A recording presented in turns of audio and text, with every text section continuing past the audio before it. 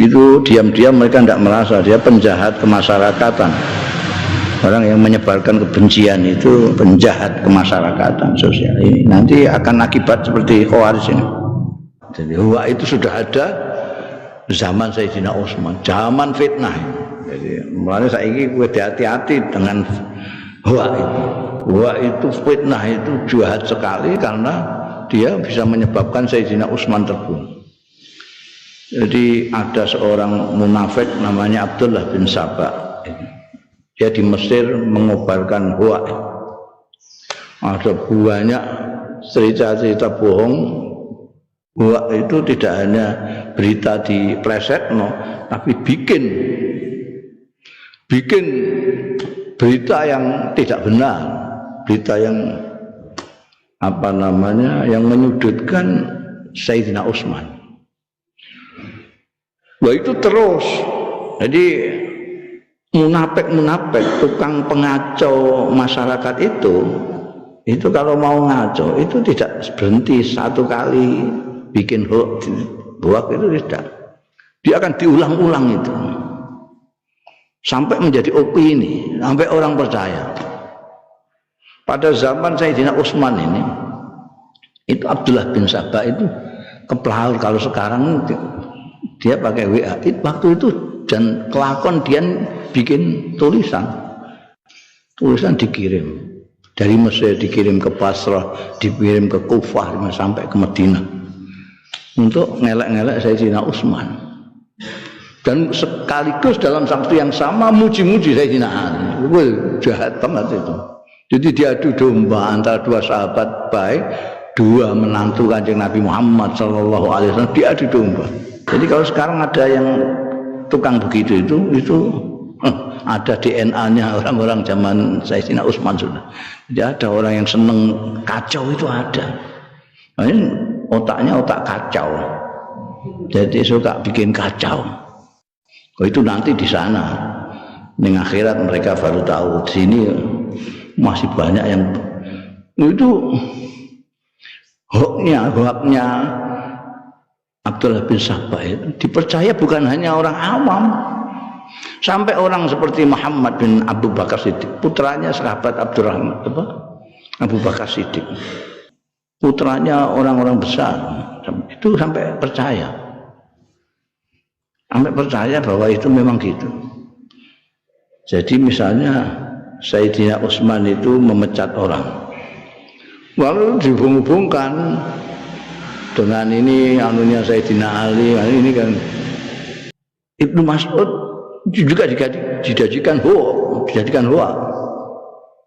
Jadi ketika Sayyidina Utsman itu mempunyai pikiran menyatukan, dan itu sebetulnya sudah zaman Sayyidina Umar sudah pikiran untuk menyatukan Al-Quran ini. Al-Quran itu dulu kan dihafal semua. Kalau yang tidak begitu apa itu ditulis di lembaran-lembaran, ada yang di kulit, ada yang di tulang, ada yang di banyaklah, pokoknya ditulis, kumpulkan itu. Pikiran jeniusnya Sayyidina Utsman itu, ini nanti kalau banyak ini lalu diajarkan di sana, ini diajarkan di sana, wah nanti ribut orang itu. Orang Islam tidak menjadi satu karena Qur'annya berbeda-beda bacaan. Maka sejak zaman Umar sudah diusulkan untuk menyatukan Al-Quran. Tapi realisasinya baru pada zaman beliau menjadi Amirul Mukminin. Nah pada waktu itu ada satu yang Ibnu Mas'ud yang tidak mau menyerahkan tulisannya sendiri, kan tidak menyerahkan ini, yang lain serahkan semua. Setelah ini jadi Quran induk ini yang Utsmani ini terkenalnya berikut, makanya disebut Mushaf Utsmani, karena itulah dikumpulkan, ada tim yang mengumpulkan itu jadikan satu, yang lain terus dimusnahkan semua, jadi tinggal satu, maksudnya begitu. Yang sampai sekarang itu kita punya itu di situ. Tapi masih ada satu yang tidak menyerahkan itu untuk dimusnahkan. Dia punya Ibnu Mas'ud. Makanya sekarang ada qiraahnya Ibnu Mas'ud. Apa? Ada qiraahnya Ibnu Mas'ud itu. Lalu ini dikembangkan oleh orang munafik itu. Katanya Ibnu Mas'ud diajar sama Indonesia saiki ya mbek presiden ya kepala negara mesti ditangkap kepala negara tabuki masyaallah sakit babak belur padahal enggak ada apa-apa. Enggak ada apa-apa. Ya busuk gitu-gitu itu. Terus sampai matang ini cara mereka menggiring opini masyarakat sehingga sahabat Utsman itu disudutkan sembilan rupa. Dibilang ini ngangkat orang yang jahat. Ini mentang-mentang dia saudaranya. Padahal dia itu orang pemabuk segala macam-macam lah. Ada yang diisukan mengangkat Sayyidina Muawiyah. Padahal yang mengangkat Sayyidina Muawiyah itu sudah menjadi penguasa di Syam sejak Sayyidina Umar. Sayyidina Umar yang angkat pertama kali. Tapi diisukan sedemikian rupa ini karena masih pamili dia yang Amr bin As juga gitu. Di Mesir itu yang mengangkat kan sejak sahabat Umar atau sahabat Abu Bakar malah. Oh itu dikatakan Sayyidina Utsman semua. Lalu terkenal terus diisukan bahwa Sayyidina Utsman itu KKN, sistem famili segala macam itu. Wah itu termakan semua sampai ada beberapa orang-orang besar ya putranya sahabat-sahabat besar seperti putranya Abu Hudzaifah, putranya sahabat Abu Bakar, wah kacau. Terus dikerahkanlah orang-orang dari Mesir, dari Basrah, dari Kufah untuk ke Madinah. Moro ning gone Sayyidina Utsman bin Affan. Sayyidina Utsman itu banyak di situ. Ada sahabat Abu Hurairah, Al Hasan, Husain, ada Sa'ad bin Waqqas, banyak yang di situ. Pokoknya akan menjaga sahabat Utsman karena sudah mendengar ini akan ada gerakan nyerbu Sayyidina Utsman. Tapi Sayyidina Utsman tidak kerso.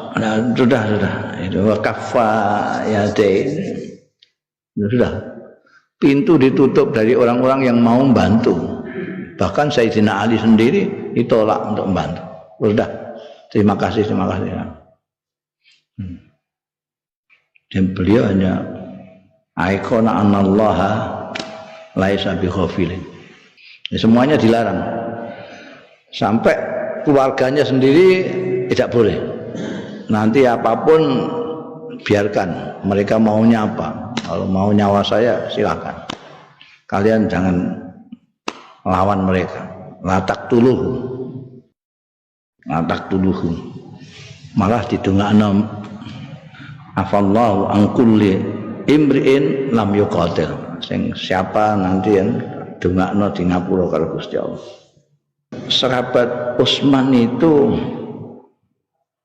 pada waktu itu umurnya sudah lebih dari 70, 80-an. Jadi beliau itu orangnya loman, baik hati, suka nepung sana, segala macam lah kebaikan itu. Sampai kemarin kan kita katakan bahwa sampai Kanjeng Nabi sendiri itu suka mempunyai menantu Sayyidina Utsman. Sampai kalau punya anak perempuan banyak akan dikawinkan satu persatu pada Sayyidina Utsman. Jadi memang orang baik. Tapi kalah dengan hoax. Hati-hati kowe. Hoax itu dahsyat sekali. Padahal pada waktu itu belum ada medsos. Sudah luar biasa. Musabak cuma bikin tulisan-tulisan ya, kirim sana. Itu itu ada ini di tarikh itu ada catatan hok-hok yang dibikin oleh mereka itu ada sampai belasan ya, belasan. Ini begini, Sayyidina Utsman melakukan ini. Yang semuanya itu apa namanya? Hanya untuk mengacaukan saja. Dan orang-orang yang elit itu termakan.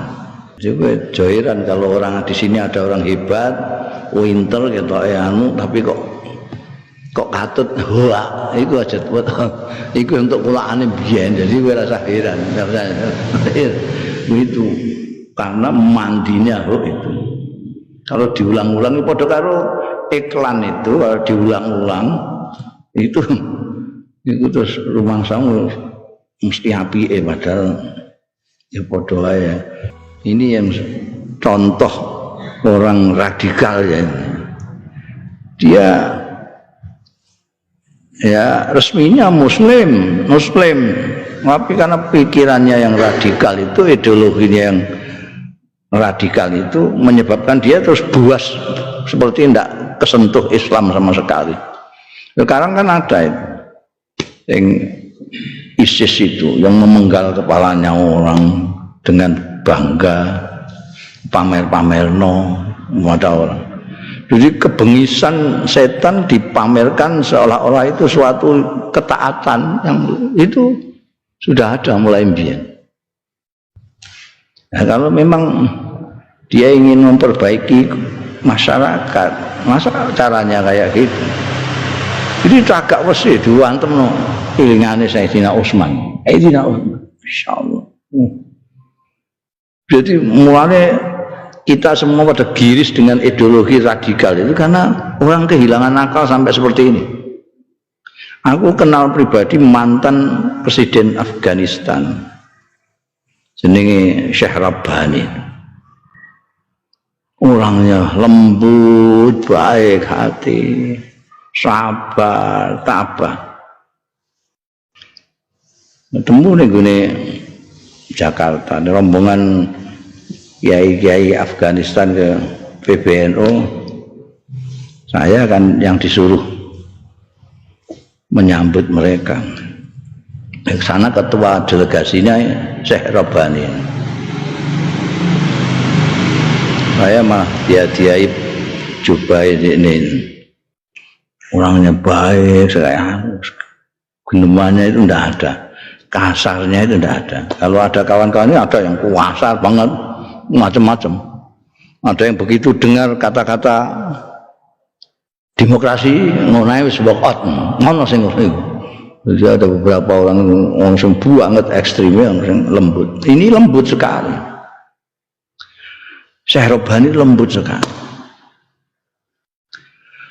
Pulang dari Indonesia kira-kira sebulan dengar kabar beliau dibom.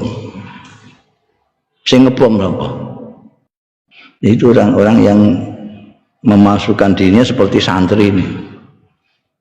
Jadi dia pakai serban juga, sowan, ngambung tangannya terus meledak. Mati. Dia ya mati. Syekh Rabbani ya kafir. Jadi itu pikirannya sing ngebom iku piye no? Apa terus langsung blendeng ning swarga ngono piye? Itu ya gak iso bukan diajak omong enggak bisa. Itu kita itu kalau sudah kebencian itu merasuk di kepala apalagi sudah sampai hati, itu sudah kayak wong edan. Mana disebutnya mu'zamuhum junuin. Mereka kehilangan akal, kehilangan nalar. Mulai jangan main-main dengan ideologi itu, ideologi. Ya, pokoknya kalau enggak mengikuti Kanjeng Nabi Muhammad SAW biasa rusak. Kanjeng Nabi kan mengajarkan selalu untuk at-tawassut wal i'tidal. Tawasud wal i'tidal itu tengah-tengah. Itu banyak sekali di Quran, dalile akeh, ning hadis ya akeh. Perilaku sunnah beliau ya pirang-pirang bahwa beliau itu tengah-tengah, tawasud, i'tidal. Tidak berlebih-lebihan. Mulainya ada berlebih-lebihan ya ideologi Khawarij itu. Dan celakanya ideologi ini disukai, terutama orang-orang yang blong, ini yang bodoh, putus asa dengan dunia ini. Gak duwe ilmu, gak duwe duit, gak dia.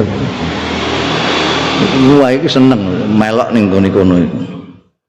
Mergo itu mlebu swargane gampang. Arek ngamuk, ngantem, nembak, ngebom swarga. Bae mulane medeni wong mereka itu dibiarkan itu. Nah, makanya ujaran-ujaran kebencian jangan dianggap remeh. Jangan dianggap remeh, aja melak-melak. Kowe nek ana ada ujaran kebencian, apa saja lah, urusan apa saja kebencian, yes blok ngono ae. Jadi ada akun blok aja kok mbok nggo hiburan. Mbok cawaca ambek seneng. Apa meneh mbok ladeni bareng ora usah blok. Kalau ada itu blok, nanti kan saya entek nek mbok diblokir terus. Blokir aja. Ngopo iku cah cilik apa cah gede apa pejabat apa anggota DPR ngomongan kebencian blok. Udah. Aja diwaca. Itu diam-diam mereka tidak merasa dia penjahat kemasyarakatan. Orang yang menyebarkan kebencian itu penjahat kemasyarakatan sosial ini. Nanti akan akibat seperti Khawarij ini. Enggak didukung, enggak diadab, enggak disake. Biadab banget. Masa Sayyidina Utsman sih, wantem cagak besi.